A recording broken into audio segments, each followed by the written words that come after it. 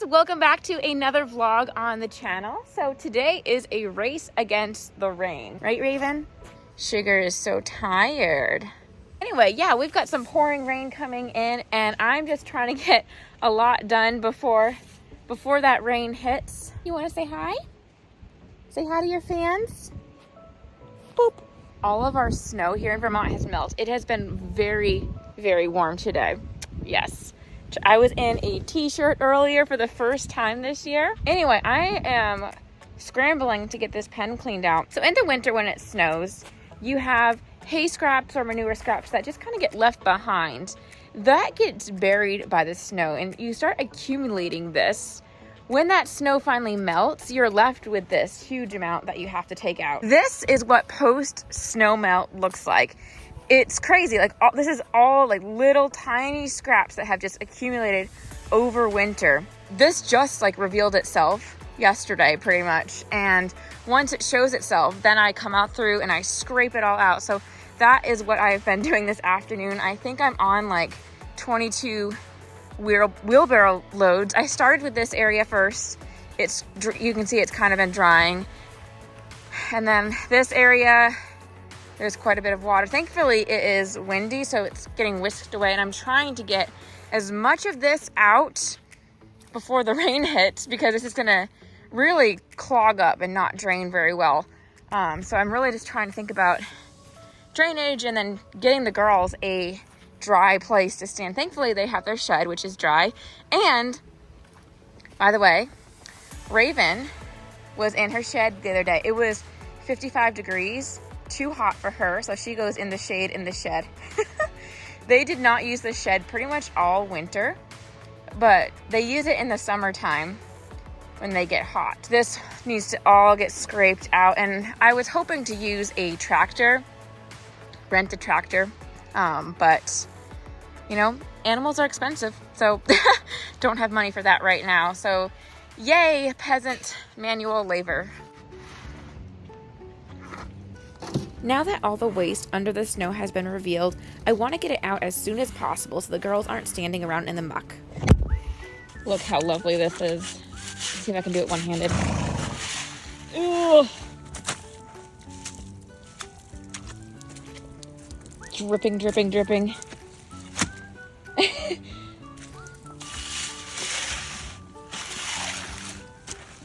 So yeah, this is really going to help drainage. Once all this is gone, it opens up that water to being exposed to the air, and the wind is pretty quick in whisking this moisture away. Raven's finishing breakfast still. A long-lasting breakfast. That's a long-lasting breakfast. So my gravel underneath is pretty firmly packed. So when you catch that top waste, once you catch it, it has a really satisfying slide to it. And it's really clear. You can see before and after. Love it. Very satisfying.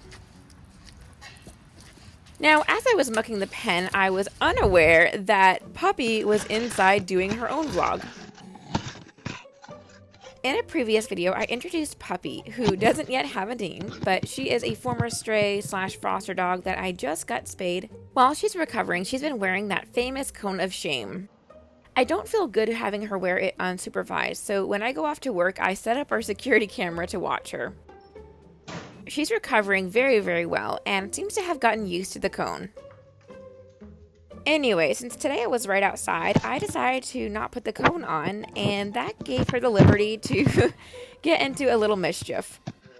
As I was busy scraping the pen, I was totally unaware of all the notifications I was getting that my security camera was getting chewed on. I feel like this video maybe has a little bit of the Secret Life of Pets kind of vibe. It's always fun to see what the cameras catch when nobody's around.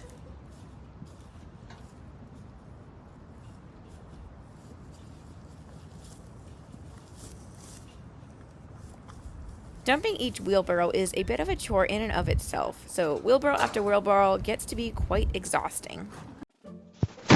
Apparently chewing on security cameras is exhausting as well. About half an hour later, Puppy was starting to feel pretty tired. All right, I wish I had a before shot, but like I said, this area wasn't quite as bad. It's the area that's wet. This is what I've been working on. But you can see there's some clay rising up from the ground underneath. This is eventually, when I get a tractor out here, we'll scrape all this out, and then, you know, I have that pile of gravel ready to go. Anyway, this puddle here, it's not draining well, so I'm gonna try to open this spot up, see if we can get some of this water flowing out. Can I help you? Can I help you, ladies? This is hard to do while filming. There we go. Let's get that water flowing. And of course it's gonna flood my my walk path down to go dump. But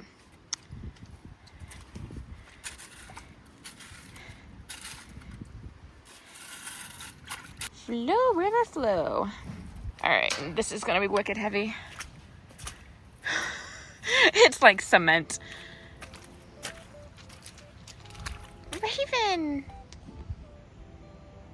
Sugar's so tired. So as I'm continuing to scrape out the pen, every time I look over, I see these two girls just dozing off. This just makes my heart really happy to see. You can see all the little blinking lip twitches and head nods going on here. And if you've been following my channel, you know that I've been getting into body work, and these are all the little things that you're watching for when you're doing body work, but there's a lot of similarity here. The horses are moving deeper into a relaxed state. So they're moving from the sympathetic nervous system, that fight or flight, deeper into the parasympathetic nervous system, which is that resting and digesting. And this is so important. You want a horse that feels calm and relaxed in the learning process. And at the foundation of my horsemanship, I want a horse that can trust me and feel safe around me. The training will come out of that. In my Mustang journey, I've had a few scenarios where I've been out in the brown pen mucking and have had some breakthroughs. I've referred to them as magical mucking moments, and the reason for that is I believe, okay, well, actually, let me just set the stage real quick. So humans, we are very greedy, grabby, pushy, goal-oriented. We just really act like predators. You see it all the time in the Mustang world. Someone brings a Mustang home, and right away they want to start working with the horse, start training.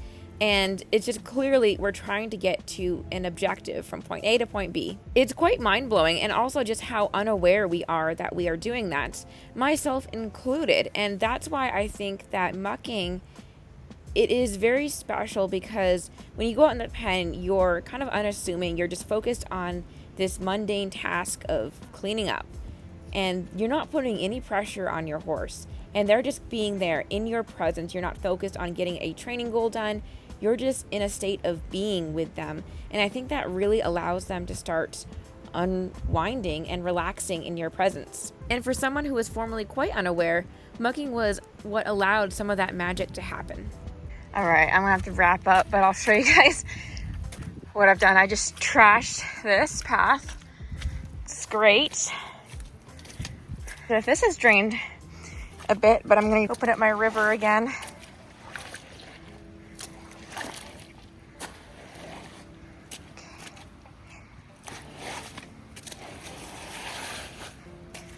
That flowing down. So then it basically just absorbs into there. There it is. Let's get this just a little bit more. There we go. Oh! I just hit my hip with that. Oh my gosh. Ow. All right. This is how I spend my spring. This is part of like the daily.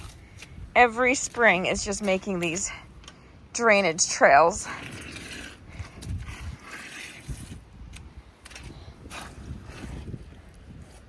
Anyway, I have to go. We have dinner plans tonight, and I need to go take a quick shower, because I probably reek right about now. Looks good, ladies. Much, much better. And I am already ahead of schedule. And that's when I walked in and discovered what the puppy had done. Puppy? Did you want us to be watching you? What is this? My shoe? happy. Look, she set this camera up. That was quite the surprise. What a little stinker. Anyway, the next day brought the wind. The forecast pushed the rain to the evening, so I had time to finish cleaning the pen.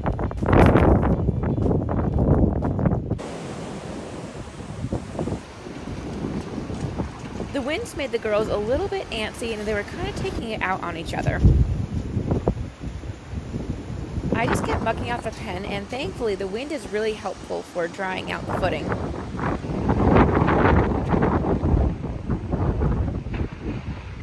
Ooh, that was a tree that just fell. What the heck was that? Sounded a ways up, but interesting. I don't know if that wire's just flopping because the wind, or if it got hit maybe. So I can't see it on this footage, but there was a wire that was bouncing up and down as if it had gotten hit, and there was a vibration going through. Raven!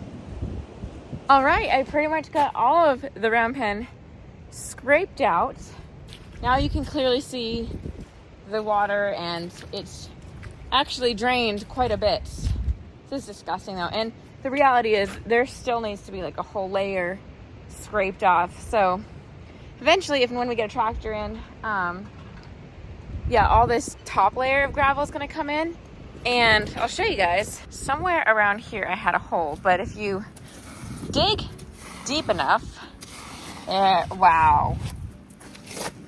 This is my nice round pen gravel here. Look how beautiful that is. It's clearly like the gravel. And then here it kind of just looks like dirt mixed in. This can be scraped out. Then I can finally put this pile of gravel and it will be brand new. Anyway, that was exhausting. My body's sore. I feel really good. I feel really happy that that was a big project and to get it done before the storm. We have all these winds, so hopefully this will just continue to dry, and then everything hopefully will drain faster when we actually get the rain. And does anyone else spend like hours doing this?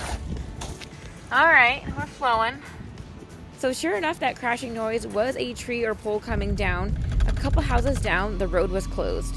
Oh really? Some trees fell down in the road? Trees, poles, all sorts of stuff. Oh no way, dude. Good night, girls. We had to take the long way home after doing the boys, and I made sure to check the girls were okay. Dried up pretty nice. As soon as I walked in the door, the rain started coming. All right, the rain has come. It's been raining all night, but yeah, this pen is in pretty good shape. So it drained fairly well, and now it's continuing to drain there. I'm just gonna kind of make a few more of my little rivers. Look at that flow. Beautiful. This one needs a little bit of help. There we go. And let me tell you, this is a game changer. So years ago, Theodore came on my property, and this is before Mustangs. I basically just had the electric. There was none of this nice footing though, and there was a storm actually on Halloween that came, and it was the most worried sick. I didn't know that was an actual thing, but I was sick from worrying the whole night, and the poor kid was like up to his knees. I kid you not, it was like up at least, okay, I know that's an exaggeration. They're muddy up and over their knees, but like the water flow was like up to here, and it was horrible. So this is amazing. Footing is amazing. Like what? Like seriously, it speeds everything up. Having to muck when you don't have that is like a nightmare. And I know a lot of you probably can relate and know exactly what I'm talking about. Large animals, they literally destroy land, especially when you live in like in a moist area like here. It's just very, very challenging. So we are in good shape. Speaking of disgusting, right now, over at the rental barn, the boys leave their stalls for this sloppy pasture. Oh, what fun spring is. Gross. Don't judge. I did not have time to fix this. I literally put them on wrong this morning. And I'm like, I don't have time to slow down. So I had to change my shoes when I'm going to work. While I was at work, the temperatures plummeted.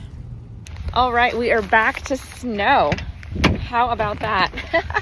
As I'm editing, I just can't believe how bipolar this weather is. This is literally just a few days worth of footage, and I know it goes up and down, but I feel like it's in my face. Like, wow, our weather changes a lot. I'm curious where you're from if you also get these crazy kinds of fluctuations. Anyway, today I'm coming home with a special toy for the puppy. So thanks to Charlotte, who sent a super thanks to get me something for the puppy. And this is what I got her. She was needing a new chew toy. This is her buffalo, blue buffalo that she, look, cut at the throat, de-stuffed. Puppy! You want to trade that for this? What is this? What do you have there?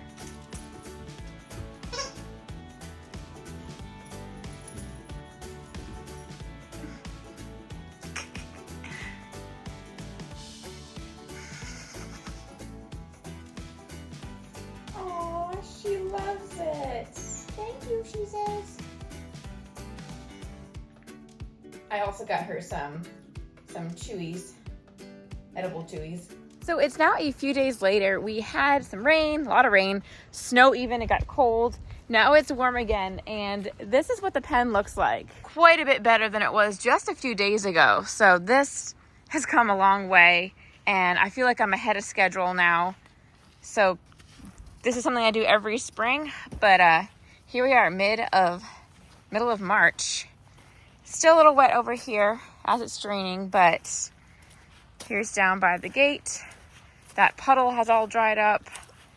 There's a few spots that are kind of leaking clay, if you will. But yeah, much better, right, Spiro? And wow, it feels good to be in a t-shirt. It feels good to have that done. So here's a moment that I shared with Raven, actually, as I was mucking. Another magical mucking moment, if you will. But as I was mucking, I would just briefly stop and stand with the horses as they're relaxing and just be in that moment with them. And I find that a really special thing, just being in their presence. I do this with Sparrow a lot, where I'll just go and stand next to her and often very, very close to her and just relax with her. I think it's a very underrated form of bonding. Again, everyone wants to just go out, grab their horse, and do something, but I think it's just really important to just simply be with them. And they say, horses can hear our heart rates from a 10-foot radius, so it's an opportunity for me to just slow down and relax my own body. Anyway, so Raven dropped to the ground, and we were able to share this special moment. This is a form of co-regulation where we both have a calming effect on each other as we shift deeper into the parasympathetic state, where we're doing that resting and digesting, and there's so many health benefits attached. And this is why horses make such great therapy animals, because this co-regulation going on, one nervous system calming another. Guys, I remember the first yoga class I went to, it was complete agony. I was counting every second down, but I could do this all day. And as a kid, I did this all day. Well, okay, maybe not all day, but I would spend hours out. I had goats, and I would spend hours just sitting with them, just like this. As a super shy, introverted kid, I just loved it. Wouldn't you know, we went from nearly 70 degrees Fahrenheit to this the next morning. And this is what a typical March in Vermont looks like. It is all over the map. All right, I got up early to edit this video, and look at this. This is our weather today. Crazy. Yesterday I was in a t-shirt. Oh, Raven. I've got to get those boards out of the way. Blocking my view.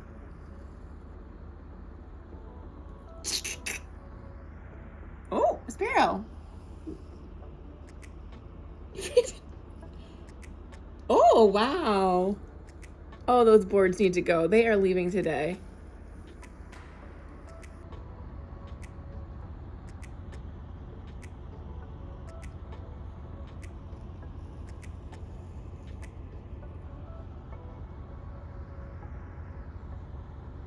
All right, so I was in a t-shirt 12 hours ago, and now look at this.